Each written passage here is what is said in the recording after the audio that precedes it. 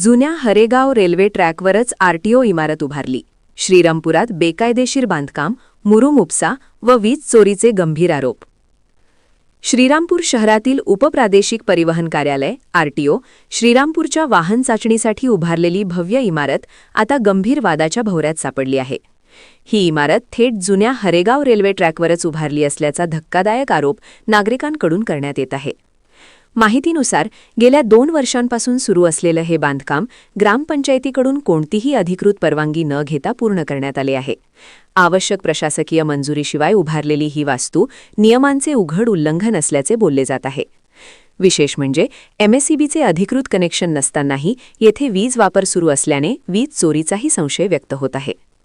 या परिसरात मोठ्या प्रमाणावर खड्डे खोदून मुरुम उपसा करण्यात आला असून तो पूर्णपणे बेकायदेशीर असल्याचा आरोप आहे. शासनाकडे रॉयल्टी न भरता करण्यात आलेल्या या उपशामुळे मोठे आर्थिक नुकसान झाल्याची शक्यता वर्तवली जात आहे. या खोल खड्ड्यांमुळे नागरिकांच्या जीवितास गंभीर धोका निर्माण झाला आहे.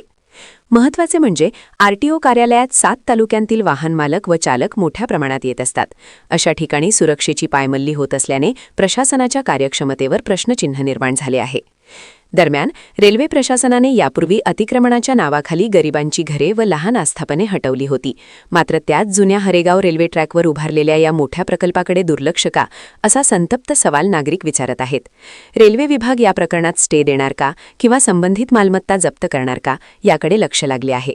या संदर्भात माहिती घेण्यासाठी गेलेल्या नागरिकांना ठेकेदाराच्या मॅनेजर सतीश बेलेकर यांनी हे आमचे प्रायव्हेट काम आहे, येथे येऊ नये असे उत्तर दिल्याचा आरोप आहे. त्यामुळे पारदर्शकतेचा अभाव अधिकच स्पष्ट झाला आहे. आता तहसीलदार बेकायदेशीर मुरुम उपसावर काय कारवाई करणार? संबंधितांकडून रॉयल्टी व दंड वसूल होणार का? एमएसईबीकडून वीज बिल व दंड आकारला जाणार का? तसेच बिनपरवानगी बांधकाम करणाऱ्या ठेकेदारावर गुन्हा दाखल होणार का? याकडे सर्वांचे लक्ष लागले आहे.